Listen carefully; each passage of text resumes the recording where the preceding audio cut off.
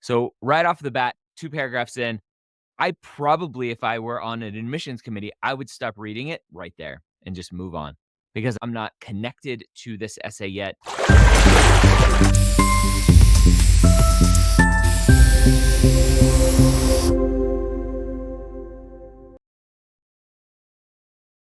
PS or BS? This is the show from Medical School HQ where we review your personal statements and let you know, is it PS or is it a little BS? All right, so as we jump into this one, let's see what we can find. All right, so let's talk about this first paragraph, short little paragraph here. The seed, if you follow the pre-med playbook guide to the medical school personal statement kind of format, the seed is all about what exposure did you have to healthcare that made you interested in potentially pursuing healthcare as a career. Now, big mistake that students make is it's chronological the first time, but it's not, it doesn't have to be the first time that you were exposed to healthcare. It has to be the first time you were exposed to healthcare that made you think, I think I might want to go explore that. So we have our student here talking about their best friend and having this Sanfilippo syndrome at age 4. But I'm left with a few questions, and I left some comments on here. Number 1, how old were you when this happened? I need some context to understand. We have the fact that the friend was diagnosed at age 4, but I don't know how old the student was here that's writing this.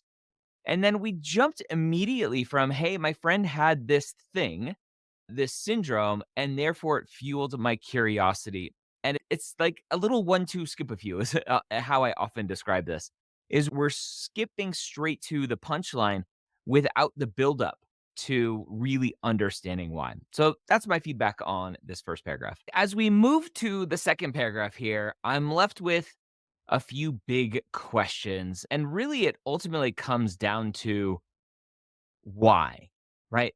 For me, the personal statement is all about why do you want to be a physician? And what I read here has nothing to do about why this student wants to be a physician. It's a little bit more, hey, I have some skills necessary. Hey, I'm a natural in this place. This is why I want to be a physician is I'm good at it. So we start off here. This ultimately, Lukey became nonverbal. And I mentioned here, like, why do you have this need to go have an interest in the medical field, your own interest in the medical field? I don't really understand still what's going on, who you are, why this friend of yours has motivated you to become a physician, other than a little bit in this first paragraph about the parents introducing you to physicians and getting answers from physicians. So I'm still left wondering what's going on here. And then this second one here, right? My newly minted 16-year-old self, you go and you're a resident caregiver. What's the goal of what you're telling me here? All I take away from this is that you learned a lot and you're the first person to show up when someone needs you, right? During falls. And so it's a little humble bragging. It's, hey, look at me. I'm awesome. And that's great. I'm proud of you. You should be proud of you. But the goal of the personal statement is why do you want to be a doctor? And I'm still not there yet. I'm still feeling the fact that you're trying to tell me that you have skills necessary to be a doctor. Hey, I'm the first person it falls. And again, here at 17, I jumped at the opportunity. Like these words of, look at me, I jumped. I was the first. I learned a lot. Opportunity to get my CNA license. I don't really care about your CNA license, right? I want to know why you want to be a doctor. I wanted to continue to learn more about how to care best for my patients. Okay, awesome. We all want to learn more. Again, a lot of these things, students have a list of a doctor is a lifelong learner. So let me show how I like to learn too. That's where I think a lot of this stuff comes from. And it removes any authenticity from an essay. My manager was assigning me to train new employees in leadership in a healthcare setting, right? Was coming naturally to me. Student has their list. A doctor is a leader. Oh, look, I'm going to show you that leadership is natural for me. No authenticity here. It's a little braggy. It's a little sales pitchy, a lot braggy, a lot sales pitchy.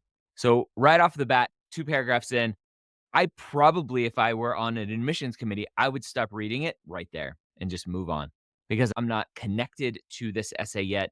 I don't know why this person is trying to tell me that they're a natural leader. I get a little potential arrogance here. All right. Not to say that the student is arrogant, but that's just how it potentially is coming off.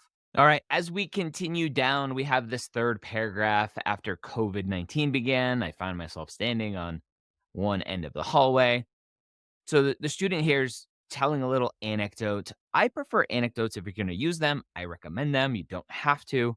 If you're going to use anecdotes, I prefer very specific interactions, not this general thing where you're like, hey, I did this exercise, socially distanced exercise, because to me, there's not a lot of impact to this. Yeah, great. You basically were a physical therapist, personal trainer during COVID, during lockdowns, helping people. But what was the takeaway from that? Your takeaway was I began to realize that vulnerable populations, such as older adults, often needed people to advocate for their well being. Well, number one, why are you needing to advocate for them? You don't really show that, right? It's not like you had a story where these patients were being ignored and then you advocated for them.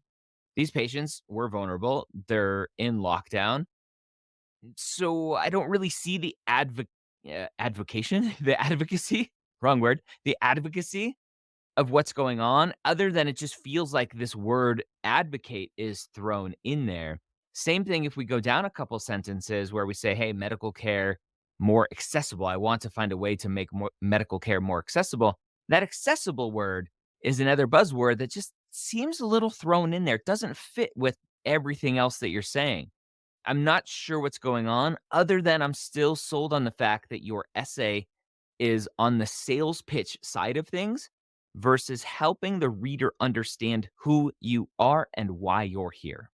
All right, short little paragraph here where, again, I think the focus is wrong. My passion for medicine grew. I wanted to continue exploring other positions. I just made a comment here that this is a waste of characters, this transition statement that we don't really need. It's fine if you need it as a crutch, but there are better ways to move your story along. So this is just, I wanted to point this out as a potential place where students can cut down on characters if needed. But really, the big thing here is this next sentence. You can see this paragraph's only 2 sentences. This next sentence, the care coordinator quickly tasked me with being a part of the care team for all hospice patients they had. So again, this humble brag, this sales pitch, look at how awesome I am. All right, as we get to this next paragraph, we have a story about Jim. So we're going into an anecdote. I have high hopes. I put a comment here. When you're using pseudonyms, you only need to use quotes that first time to designate, hey, this is a pseudonym. This isn't a real patient's name, just to make everyone aware that you're not breaking HIPAA laws. So we got Jim here, and we go down here. It was in these moments of an unprecedented experience, a loved one in hospice, that family members feeling helpless and unsure of how to care for them. To me, this is stuff that can go. I typically, when I leave a comment for this, I'm like, hey, this is generic. While true, it's generic when ultimately the personal statement should be you, right? This is a story about you and who you are and why you want to be a doctor. Generic statements are easy, but it doesn't help me understand who you are. And then we continue down and we have here, I became passionate for ensuring the final days were comfortable for the patient and families. Why? I want to see that. When I started reading about Jim, I was hoping what I was going to read was a little anecdote about how you made Jim comfortable, but you stayed very superficial. You didn't show that interaction. And as a reader, I want to see you in action. I want to read how you impacted this person. I want to see that you're compassionate without you telling me you're compassionate, right? Tell that in the anecdote. That's what I was mentioning earlier when I was like, hey, very specific examples and interactions. And then we have this last sentence here. I found myself yearning to provide more answers. Again, very generic kind of reflection here at the end, very cliche. It's a common crutch that students use of I want to do more. I was helpless. I couldn't do more.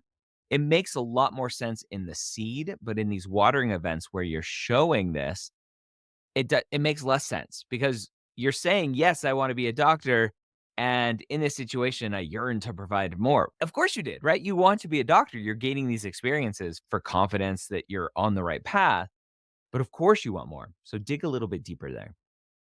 And then last thing I wanted to point out, I skipped over, right? I began to anticipate the questions. There's that sales pitch again. Look at how awesome I am. Look at how amazing I am. I can anticipate the questions. I'm basically like a precog. All right, this next paragraph, I read it pretty quickly and determined this whole thing probably can go. So I have one big highlight and comment here that says this doesn't help me understand why medicine. This feels more like a resume bullet point in paragraph form. The program, this interaction, I don't really again understand why do you want to be a doctor? I'm leaning more towards, hey, like, why don't you become a social worker? You're very interested in providing further accessibility to these medically underserved populations, such as older adults. You don't have to be a physician to increase accessibility to healthcare for this patient population.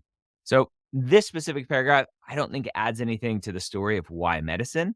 Again, I'll lean on my experience and my thoughts on what a personal statement should be. Why do you want to be a doctor? And this doesn't fit it. All right, as we wrap up here, this kind of ending paragraph should be two paragraphs. It has this research paragraph and then a conclusion paragraph. I would split it up that way. But we have this research, and when you look at it, it seems more like an activity description. It doesn't really fit with the rest of the writing. It's, hey, I joined this lab, and I'm questioning what's the goal here, other than the student saying, hey, we want to do this. This is the goal of the lab. I've been exposed to academic research. It feels very much like the student, again, has that checklist.